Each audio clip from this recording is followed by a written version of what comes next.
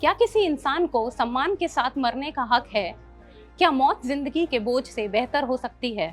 ये सवाल भारत में दशकों से एक बहस का विषय रहे हैं।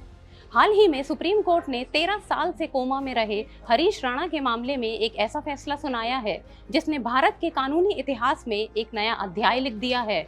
आज हम जानेंगे हरीश राणा केस, अरुणा शानबाग की दास्तां और भारत में पैसिव यूथनेशिया यानी निष्क्रिय इच्छा मृत्यु का मामला। बात 2013 की है। बीटेक की पढ़ाई कर रहे हरीश राणा अपनी बालकनी से गिर गए। इस हादसे में उनकी दुनिया बदल दी।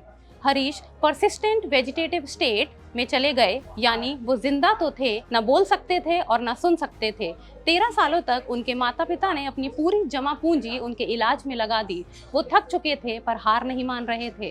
अंत में उन्होंने सुप्रीम कोर्ट का दरवाजा खटखटाया और कहा, हमें हमारे बेटे को सम्मान से विदा करने की अनुमति दी जाए। 11 मार्च 2026 को सुप्रीम कोर्ट ने ऐतिहासिक फैसला सुनाया। कोर्ट ने कहा कि हरीश को अब और दर्द में रखना उनके साथ न्याय नहीं होगा। कोर्ट ने क्लिनिकली एडमिनिस्टर्ड न्यूट्रिशन यानी भोजन और पानी की ट्यूब हटाने की अनुमति दे दी ताकि वे प्राकृतिक रूप से शांति से प्राण त्याग सकें। लेकिन भारत में इच्छा मृत्यु की ये लड़ाई हरीश से नहीं बल्कि अरुणा शानबाग से शुरू हुई थी। अरुणा मुंबई के KEM अस्पताल में एक नर्स थी। 1973 में एक वार्ड बॉय ने उन पर बेरहमी से हमला किया जिससे उनके दिमाग को ऑक्सीजन मिलनी बंद हो गई। अरुणा अगले 42 सालों तक उसी अस्पताल के एक कमरे में कोमा में रही। अब समझते हैं कि भारत में कानूनी स्थिति क्या है। एक्टिव यूथनेशिया यानी सक्रिय इच्छा मृत्यु, जिसमें डॉक्टर या स्वास्थ्यकर्मी जानबूझकर किसी असाध्य रोगी को घातक इंजेक्शन या दवा देकर सीधे तौर पर उनकी जान लेते हैं। यह भारत में गैरकानूनी है और इसे हत्या माना जाता है।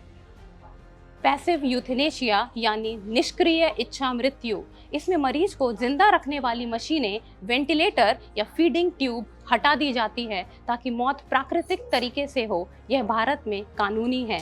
2018 के कॉमन कॉज मामले में सुप्रीम कोर्ट ने साफ किया कि राइट टू लाइफ अनुच्छेद 21 में right to die with dignity, सम्मान के साथ मरने का अधिकार भी शामिल है।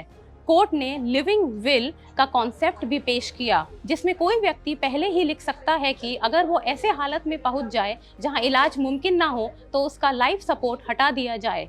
हरीश राणा का केस हमें याद दिलाता है कि विज्ञान और कानून से परे एक मानवीय संवेदना होती है। कोर्ट ने कहा, प्यार का मतलब सिर्फ थामे रखना नहीं, कभी कभी सम्मान के साथ जाने देना भी होता है।